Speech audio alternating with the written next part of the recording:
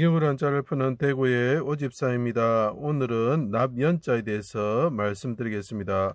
여기서 보면 세금자가 있고 그 다음에 안석괴가 있고요. 입구자가 있습니다. 이 두 개 합쳐서 숲속의 늪연자하고 팔자죠. 팔자하고 같은 의미로 사용이 됩니다. 근데 모양이 좀 다르죠. 자, 이것을 가지고 왜 이것이 납인지 제가 설명드리겠습니다.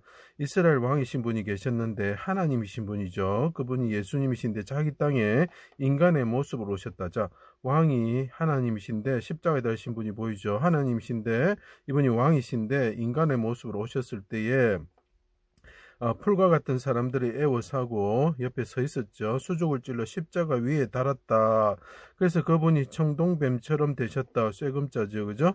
청동뱀처럼 되셨다. 그때 어떻게 합니까? 골고다 언덕에서 어둠이 숨는 곳으로 삼을 때, 자, 이것은 뭡니까? 어둠이 임하였다는 거죠. 하나님이 임하셨다는 거죠. 하나님은 뭡니까? 높은 하늘 보좌에 앉으신 하나님이 하늘을 들이우시고 강림하실 때에, 자, 그래서 이게 안석괴가 됩니다. 의자라는 의미가 포함이 되는 거죠. 하나님이 하늘을 들이우고 강림하셨을 때 해가 빛을 잃고 어둠이 임하여 장막처럼 숨는 곳으로 삼으셨다. 그래서 언덕에서 하나님이 강림하셨을 때, 그 언덕에 오셨을 때 어둠이 임하였다. 그때 어떻게 한다고요? 그 보좌에 계신 분을 향해서 십자가에 달려서 뚫려서 달리시고 죽으시는 인자하신 분, 어지신 분이 우리를 대신해서, 그분이 우리를 심판하실 수도 있는데 우리를 대신해서 죽으시는 분이죠. 어지신 분이, 그분이 하나님께 부르짖었다. 청동뱀처럼 돼서 부르짖었다. 이런 내용이죠. 자, 장막처럼 숨는 곳으로 삼으셨습니다. 물의 흑암과 그 어둠이 임하는 것을 물의 흑암과 빽빽한 구름이다, 이렇게 표현을 하고 있죠. 그 말은 깊은 물에 잠겼다, 이런 뜻이죠. 그래서 언덕과 제가 골짜기라고 표현하고 있습니다. 이 언덕과 이 어둠이 있는 그늘이 지는 것을 골짜기라고 표현하시면 됩니다. 이거는 사망과 심판의 골짜기라고 계속 표현하고 있죠. 나의 하나님, 나의 왕이시여, 나의 하나님, 어찌하여 나를 버리셨습니까? 그분이 크게 소리치셨죠. 내 힘이 말라 질그릇 조각 같고 깨진 그릇과 같고 마른 풀처럼 되었습니다 하고 그분이 말씀하시죠.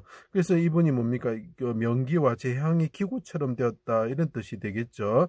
나를 죽은 지 오랜 자 같이, 이분이 대신 어둠이 임할 때에 그분이 죽으실 때는 죽은 지 오랜 자와 같이 흑암에 두셨습니다, 이렇게 표현하죠. 그분이 대신 우리를 위해서 죽으신 거죠. 인자하신 분이요. 내 앞길에 어둠을 두셨으며, 내 말이, 이 사람이 어둠이 있었을 때 말을 하는 거죠. 그 말이 어떻게 된다고요? 철필과 납으로 영원히 돌에 새겨졌으면 좋겠습니다. 어둠이 임할 때, 흑암이 임할 때에 어떻게 한다고? 납으로 돌에 새겼으면 좋겠습니다 하고 고난을 당하는 욥이 말하죠. 그래서 흑연입니다. 이 보시면 어둠이 임할 때, 그 사람의 몸이 시커매졌을 때 납으로 새긴다, 기록한다는 거죠. 그래서 흑연, 연필심, 이렇게 사용이 되는 것입니다. 흑연이 납이 아니죠, 그죠? 자, 어둠이 임할 때 납처럼 기록하는 것이 무엇일까? 그래서 흑연의 이렇게 어원을 보면 그를 기록하다, 이런 뜻이 있는 거죠. 자, 대적들이 에워싸고 입으로 삼키려고 합니다. 무덤에 내려가는 자가 되었습니다. 아버지, 내가 무덤에 내려가는 자가 되었습니다. 그리고 깊은 빽빽한 구름이 있을 때 내가 깊은 물에 잠겼습니다, 이런 뜻이죠. 내 영혼을 아버지 손에 부탁합니다. 내가 영혼을 속건제물로 드립니다.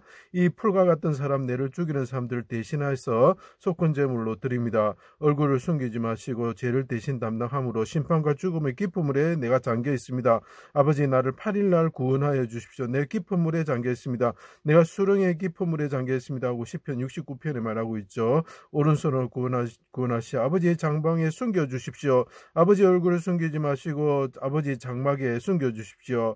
그러면서 말합니다. 대적들은 흑암 가운데 들어가게 하셔서 납처럼 잠기게 하여 주십시오. 이 바로의 군대죠. 자, 자기 백성들은 납처럼, 그 사람들도 납처럼 잠겨야 되는데 어떡합니까? 모세가 손을 들 때에 그것은 메시아가 손을 들고 지성소를 향해서 부르짖는 기도와 같습니다. 그때 크게 소리치고 자기와 자기 백성을 구원하여 주십시오 하고 모세가 간구할 때 어떻게 됩니까? 예, 대적은 납처럼 잠기고 백성들은 납처럼 잠기지 않는 거죠. 하늘에 오르시어 하늘의 보좌 우편에 앉으시게 됩니다. 많은 물이 침범하지 못하는 거룩한 산과 예루살렘의 영원한 왕으로서 홍수 때에 물 위에 자정하시는 분이 되셨습니다. 그분이 그 보좌 위에 앉으신 분이 오셨을 때, 부르짖었을 때 어떻게 된다고? 그분이 하늘에 오르셔가지고 어떻게 된다고요? 보좌에 앉으시는 분이 되시고, 물이 침범하지 못하는 분, 이제 더 이상 물에 잠기시지 않는, 심판이 침범하지 못하는 분이 되셨다는 거죠. 십자가의 청동병과 같은 예수님을 대속하는 제물로 오신 하나님의 아들로 믿는 자들은 어떻게 된다고요? 심판과 죽음의 깊은 물을 가르시고, 홍해와 요단강을 생각하시면 됩니다. 납처럼 가라앉아야 하는 백성들을 구원하셔서 가라앉지 않게 하시고, 자신이 대신 심판과 죽음의 깊은 물에 잠기셨기 때문에 그렇습니다. 믿지 않는 자들은, 대적들은 납처럼 가라앉게 하신다. 이렇게 그분이 보좌에 앉으셔서 입으로 말씀하십니다. 그 입은 뭡니까? 입에서 많은 물소리가 난다고 그러죠. 그때 어떻게 됩니까? 제가 물 따라갈 예언자를 제가 설명을 봐주세요.